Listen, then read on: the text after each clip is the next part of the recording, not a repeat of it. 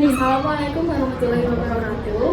Di sini kami dari kelompok 6 dengan tema Cegah Korupsi Pemerasan. Sebelumnya, perkenalkan nama saya Nafratul Salam Arifah dengan NIM akhir 048. Saya Anggianita Rostianingsih dengan NIM akhir 015.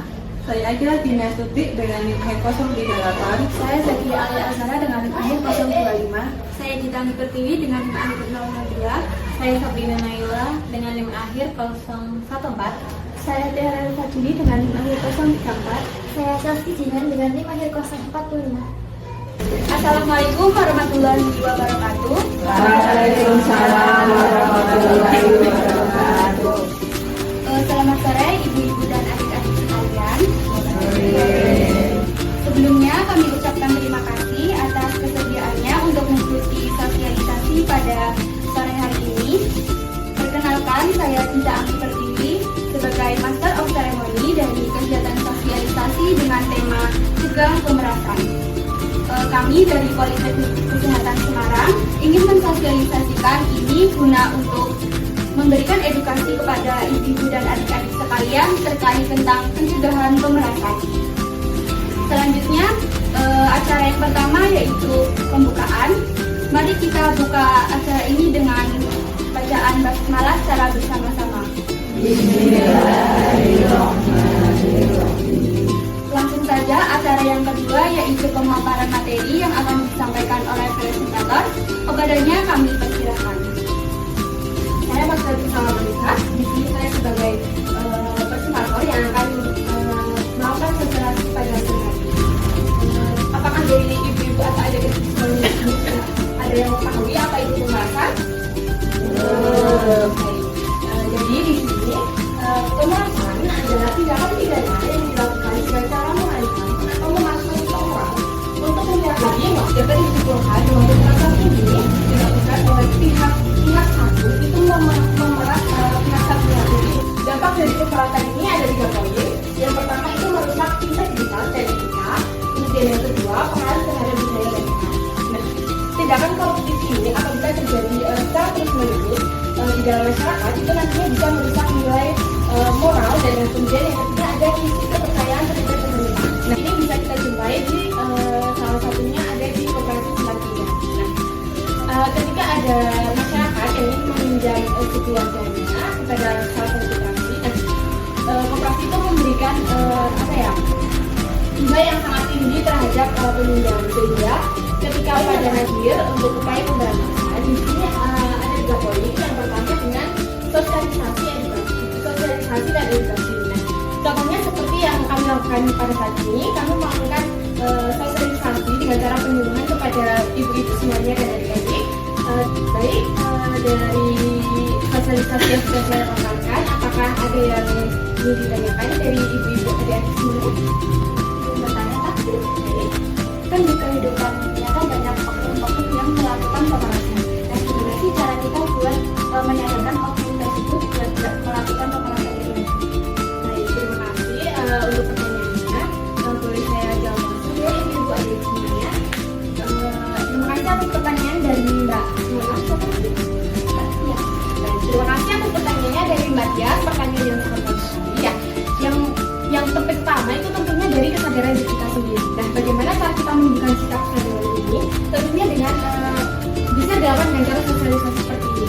Nah, ketika kita masih kecil itu kan kita sudah dibekali pendidikan anti korupsi sejak dini yang sudah kita miliki SD.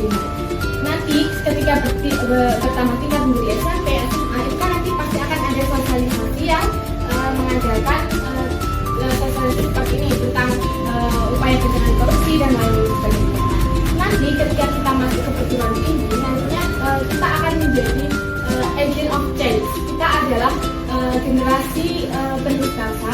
Jadi di mana kita harus sadar bahwa kita tuh generasi penerus bangsa. Kita tidak boleh melakukan tindakan pemerasan, tidak melakukan korupsi dan lain sebagainya karena itu bisa berdampak buruk terhadap masyarakat. Tadi karena tadi dampaknya ada salah satunya ada kepercayaan publik terhadap pemerintahan. Karena jika kita sebagai generasi penerus bangsa saja kita melakukan korupsi, nantinya masyarakat tidak akan percaya. Nah, masyarakat nantinya akan berpedoman kepada siapa kalau bukan kita? Karena kan kita di pemerintahan ya, jadi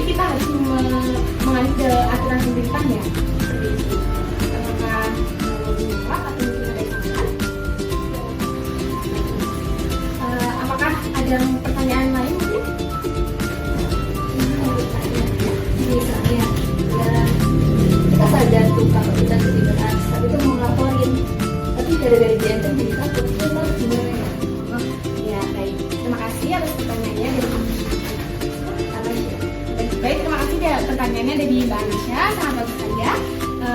Baik, pertanyaannya jadi kita sadar bahwa kita dilakukan pemerasan, tapi kita takut untuk melakukan pelaporan terhadap pihak berwajib dikarenakan nanti kita mendapatkan ancaman yang lebih serius, gitu ya.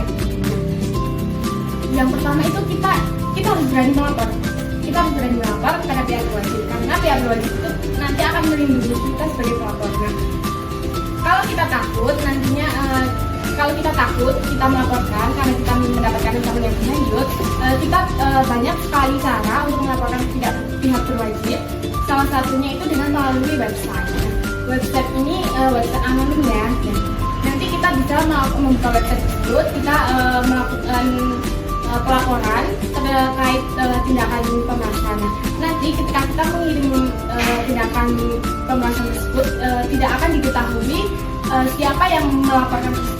Nantinya pihak berwajib akan melindungi kita sebagai pelapor terhadap kasus korupsi pemerasan tersebut.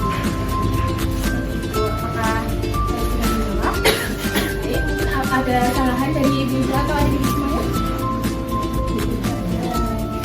Mungkin ini sosialisasi dari saya.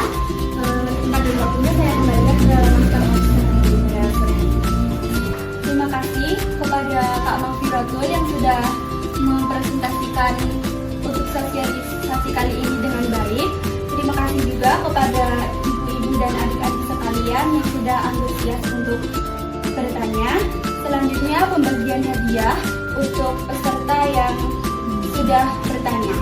Baik, dipersilakan untuk peserta yang sudah bertanya, Kak Tias dan Kak Anasya untuk maju ke depan mengambil hadiah.